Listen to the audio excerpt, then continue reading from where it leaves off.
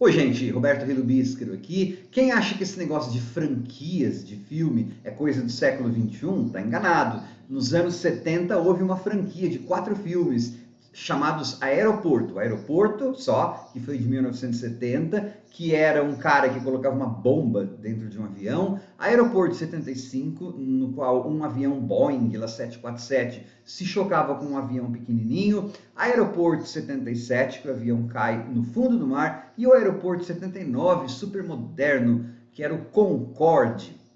Tá? Na verdade, esse filme de 1970, apenas chamado Aeroporto, foi o ponto de partida para a moda que durou a década toda dos filmes catástrofe, né? Nos anos 70 a gente teve furacões, enxames, é, prédios pegando fogo, então Inferno na Torre, navios afundando, o destino do Poseidon. Aliás, esse filme que eu vou falar agora é um cruzamento do Aeroporto de 1970 com o Destino de Poseidon, lá de 1974, tá? Esses filmes de cine catástrofe, depois dos anos 80, eles deram uma acalmada, mas nos anos 90 ressurgiram e não pararam até mais, né? Você tem toda várias gerações depois de a Terra acabando ou aviões caindo de diferentes modos. Mas nessa primeira encarnação dos filmes de disaster films, né, filmes de cinema catástrofe, a gente tinha geralmente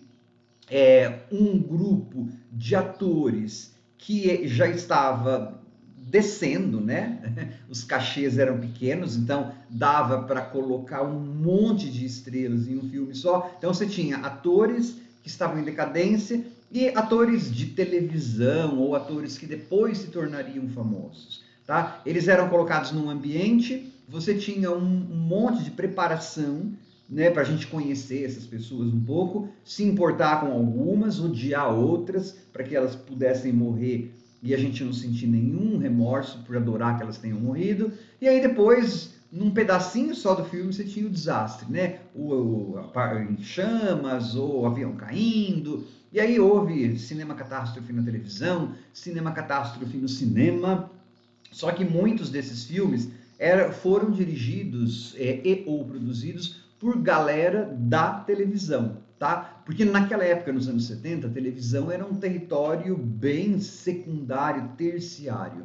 O negócio era cinema, ator série fazia cinema. Então, para eles não fazerem televisão, mesmo sendo já meio de segunda categoria ou entrando na segunda categoria, alguns atores desses filmes, inclusive, já com a carreira não existente mais, nesse Aeroporto 77, você tem o Joseph Cotten, a carreira dele já não existia naquela época, né?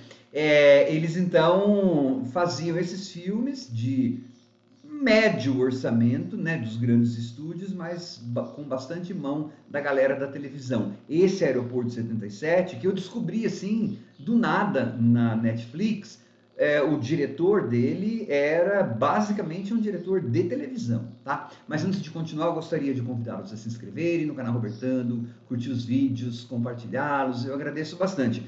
É um elenco lotado de gente indicada ou ganhadora do Oscar. Jack Lemmon, que é o capitão, eu lembrava, Capitão Gallagher, eu sabia o nome dele. Tendo assistido acho que umas 2, 3 vezes esse filme. O Jack Lemmon, Ali Grant, que faz a mulher lá, alcoólatra, esposa do Christopher Lee no filme. Christopher Lee, que ao invés de fazer um vilão, faz um cara bonzinho, na verdade sofredor. Ele sofre com essa esposa dele que é alcoólatra, infiel. Parece uma personagem saída da peça lá, Quem Tem Medo de Virginia Woolf, tá? Então você tem esses atores, a Olivia de Havilland, que estiveram no Destino de Poseidon, tal. E agora, né, nessa nova mirada que eu dei em 2022, achando na Netflix, conforme eu ia vendo, eu acabei reconhecendo ou lembrando de atores que ficaram famosos depois, né, nos anos 80 ou final dos anos 70 ainda, na TV. Então, o amante da Lee Grant, Gil Gerard, olha, o Buck Rogers, e depois a neta do Jimmy Stewart, né, a neta do milionário, nossa, a Claudia Blaisdell de Dynasty, que é a Pamela Bellwood, o copiloto, o Chase Esqueci sobre o sobrenome dele agora, o sobrenome da personagem, mas ele trabalharia na primeira temporada de Falcon Crest, tá? Uma novela que rivalizaria com Dallas e Dynasty nos anos 80. Enfim, para eu que tenho 55, quase 56 anos, foi lembrar um monte de gente que já morreu e foi muito, muito divertido. Mas qual que é a história do filme? A história do filme tem um milionário que é o James Stewart, né, o Jimmy Stewart, que ele vai bancar uma viagem no seu Boeing jato particular, o 747, o que é que isso significa, ou tenha significado, ele para amigos, críticos, parentes, críticos de arte. Porque dentro dessa aeronave também está uma coleção valiosíssima de quadros que ele vai colocar no seu museu lá na Flórida, em Palm Beach. Então o avião vai de Washington para Palm Beach. Só que como tem, e aí claro, tem aqueles monte de convidados, né? O Jack Lemmon é o capitão, a comissária de bordo é a Brenda Vaccaro, e aí você vai tendo essas relações, né? O Jack Lemmon quer casar com a Brenda Vaccaro, mas só que a Brenda Vaccaro está querendo ir para um outro lugar. Então esse desastre vai fazer com que esses duas personagens se aproximem, blá blá blá. E aí então, como essa carga é muito valiosa, né, dos quadros, tem alguns pilotos lá, o copiloto, a galera, algumas pessoas do mal que fazem a tripulação dormir com gás e roubam para roubar os quadros. A ideia era desviar a rota e ir para uma ilha do Caribe, no então famoso e infame Triângulo das Bermudas, tá? Para quem não sabe, o Triângulo das Bermudas dos anos 60, 70, eu me lembro dos anos 70, né? Não tinha um ano que não saía no Fantástico um dossiê sobre navios e aviões desaparecidos no Triângulo das Bermudas. Depois nunca mais ouvi falar. Agora, modernamente, acho que os ETs desistiram de fazer sumir os aviões lá. Mas naquela época era muito famoso isso aí. E daí a ideia era pousar numa ilha lá. Só que, como eles estão viajando, né, os bandidos estavam viajando em altitude muito reduzida, muito baixa, para escapar dos radares, eu não entendi por que eles não desligaram a droga do transponder. Pilotos, se houver algum piloto de avião, me responda. Para ficar invisível ao radar, não seria só desligar o transponder e pronto? Mas, enfim, pelo avião estar muito baixinho, ele acaba meio que se chocando, a asa raspando numa daquelas torres de petróleo lá do mar, assim, e aí ele cai no fundo do mar, ele fica no fundo do mar, intacto, embora a gente veja ele quicando assim na superfície do mar, ó, poc, poc. E imagina que a nave pegou no negócio lá da torre, mas a gente vê depois o avião intacto no mar. E então o avião está lá no fundo do mar com aquelas pessoas todas, ou seja, o oxigênio vai acabar e a água vai entrar, por mais pressurizada que seja o avião. Então aí o que acontece? Jack Lemmon, já nos seus cinquentenário, vai ser um dos heróis. E na verdade o filme também é uma grande propaganda para a Marinha Americana. No final você vai ver assim um negócio. Os fatos nesse filme são ficção, mas o jeito de salvar ou os equipamentos são verdadeiros, né? Porque vai ter toda a salvação, né? O salvamento lá do avião. É assim, gente, para gente que é muito nova, não, na verdade até eu agora, depois de ter visto tantos filmes, os efeitos especiais agora em 2022, a gente dá risada, o ritmo do filme, para aquela época não era ruim não, mas hoje pode ser que você precise assistir naquela velocidade 1,5, né?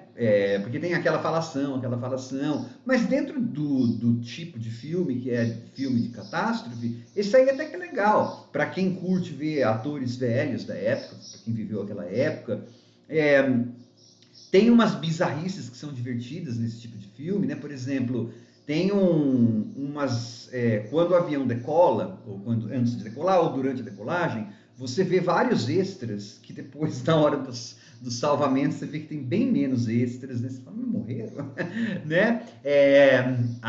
Você tem, assim, coisas que estão em cima da mesa na hora que o avião está decolando, né? Que você fala, como é que cesta, esse negócio com uva ficou durante a decolagem, enfim, essas coisas assim. Algumas mortes que hoje em dia, imagino, né? São aqueles filmes de catástrofe, geralmente tinha uma contagem de corpos, né? Body count baixa. Isso aí até que tem bastante. Eu acho que, contando os outros 3 filmes do aeroporto, o aeroporto, o 75 e o 79, esse aí sozinho acho que tem mais morte do que todos. Só que é aquela coisa assim, né? O móvel do avião que esmaga a pessoa, mas você não vai ver nada porque o negócio foi feito em 1977. Então é bem assim, familiar, vamos dizer assim, mortes familiares. E aí você vai ter alguns pedaços, por exemplo, tem um pianista que é cego. Na hora que apareceu, eu tinha esquecido desse personagem. Na hora que apareceu, eu comecei a cantar, né? There's got to be a morning after. Por quê? Porque no Destino de Poseidon, que é o de um avião, de um navio que afunda, né? Vira de cabeça para baixo e afunda, é de 74, com o Gene Hackman, com a Olivia de Havilland, que está nesse Aeroporto 77 também. Tem um casal de músicos e um deles, acho que não sei se é a moça, qualquer cega, e eles cantam também. Então isso aí é como se fosse assim, o Destino do Poseidon cruza com o aeroporto. E esse negócio desse cantor é muito bizarro, porque a trama não deixa claro se a menina lá que tá apaixonada por ele, se eles já tinham um relacionamento prévio ou se eles se conheceram no avião, porque se eles se conheceram no avião, é assim, parece que ela conheceu aquele cara, apaixonou-se assim, perdidamente, eles já estavam praticamente prometidos e tinham vivido toda uma vida junto, né? Porque depois ela só chora o resto do filme, porque esse carinha morreu. E mesmo que eles tivessem um relacionamento prévio, mal feito mesmo assim, por quê? Porque o filme teria que ter me dito que eles eram um casal, né? A ideia parece que não, eles se conheceram ali. Então tem assim, tem essas coisas de salvamento, só que é dos anos 70. É um filme quase que de assalto, na verdade, um suspense, quase mais do que um filme catástrofe, tá? Eu adorei ver, nem vi em velocidade 1,5, porque eu quis ver em inglês, quis ouvir o Jack Lemmon, eu sou fã do Jack Lemmon, adoro o Jack Lemmon, que é o piloto Gallagher. E então para mim até que foi um prazer, né, rever o filme. Sabe lá quando que eu vou fazer isso novamente? Sim, farei, né? Mas achei legal que a Netflix tenha tido. E para quem sei lá para quem que eu tô falando isso, né? Sei lá se alguém está aqui ainda, mas tem uma personagem que é interpretada por um ator que se chamava George Kennedy. A maioria daqueles atores estão mortos, né? Óbvio. Que é o Joe Patroni. Ele aparece nos 4 filmes do aeroporto. Nesse aí, Aeroporto 77, eles dão um jeito, você percebe que assim, o roteiro